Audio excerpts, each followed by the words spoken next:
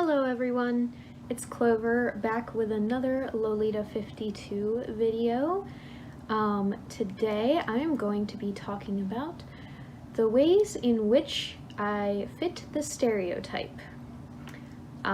So there's a lot of stereotypes about people who are in Lolita fashion, and they've changed over the years, but some of them have stayed consistent.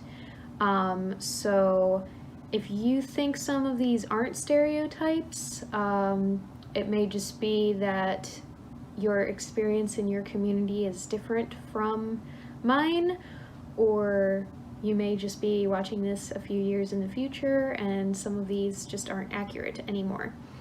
In any case, let's get started. So the first way I fit the stereotype is that I love tea, and I have a very extensive collection of tea flavors. I brought a few here that are my favorite. This one is called Strawberry Decaf Pico, and that was my cat. This tastes just like a fresh strawberry. It's amazing. And it's decaf, so you can drink as much as you want without any consequences.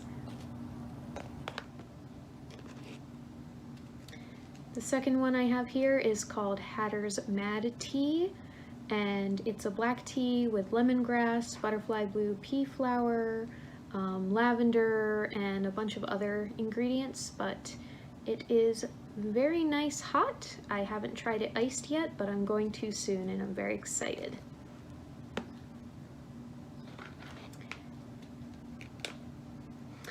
And the last one I have here is a mixture of my own that I'm calling Clover Patch. I still need to work out a little bit of the kinks, but it is a mixture of several black teas, such as blackberry and the strawberry decaf pico I showed you before, as well as a green tea with a bunch of different flower petals in it, and peppermint. So I still need to find the right flavor balance before I'm willing to let other people drink it. For now, it's just for me.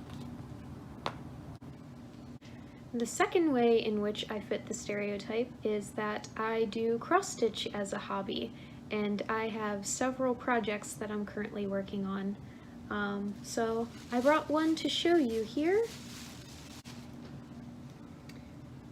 This project is nearly finished. It is a Christmas design. I was just holding it upside down. But yeah, it's like just a front door and stoop with Christmas tree, sled, a wreath on the door, all kinds of fun Christmassy things. Very out of season right now, but since I'm on the back stitching portion of it, I will definitely have it done by Christmas. Unless there's French knots. God, I hate French knots.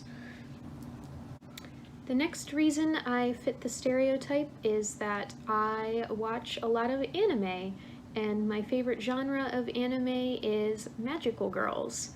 So a few of my favorites are Sailor Moon, Cardcaptor Sakura, and Winx Club. Technically Winx Club isn't an anime, but it is a magical girl series, so whatever. If you want me to do a video in the future where I talk about magical girl series that I like and would recommend, let me know, because I could talk about magical girls for hours.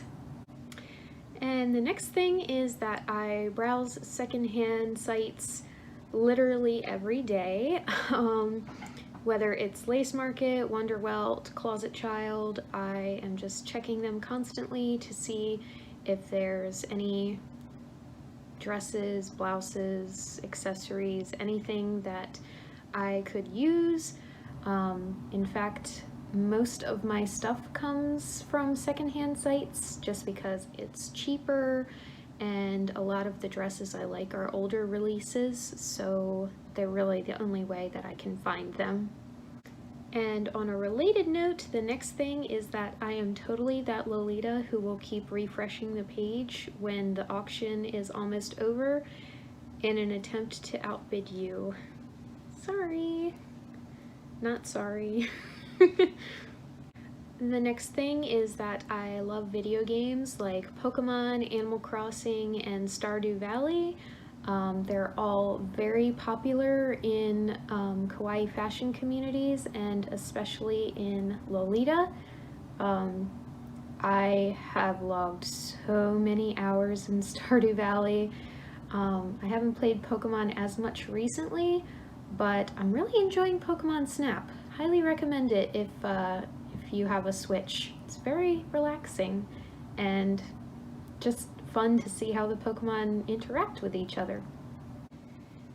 This next thing may be a little bit niche and not so much a stereotype, but I think it fits. I watch a lot of historical costumers on YouTube. Even though I'm not into that hobby, it's still really interesting for me to learn about older fashions and the terminologies and things like that. And they also talk about popular media that uses historical costuming and whether or not they are historically accurate. And I don't know, I just like it. The next thing is that my wardrobe has gotten so big that it has spilled out into another closet. This is definitely a Lolita stereotype where you just keep adding more and more dresses to your wardrobe and eventually you have to expand your wardrobe or just start storing them in a secondary closet. So yeah, I have my regular Lolita wardrobe in the basement, and then I have a closet upstairs full of Fairy Kay that also has a couple dresses in it now. And finally, the last stereotype that I fit is my obsession with fairy tales, particularly Snow White and Alice in Wonderland. I now own 5 copies of Alice in Wonderland and Through the Looking Glass, and I'm working on my 6th. It's on hold. But there's just so many different iterations out there with different art styles and things. This one is one of my favorites just because it's so bright and colorful and the illustrations are so pretty, and I definitely want to use this book for photo shoots while I'm wearing Lolita. So yeah. And those of you who have seen my wardrobe video know that I have a lot of Alice dresses. Alice in Wonderland is my thing. Anyway, thank you for watching this video. Those are all the ways that I fit the Lolita stereotype. If you have any that you fit, please leave them in the comments below. Or if you think one of the things I mentioned isn't a stereotype, let me know. I would love to know how experiences differ from community to community. I know that the video game one may be a little bit of an arguable one, but in my personal community, like pretty much everyone in it plays Stardew Valley and Animal Crossing, so yeah. Anyways, thanks for watching and I'll see you in the next video. Bye!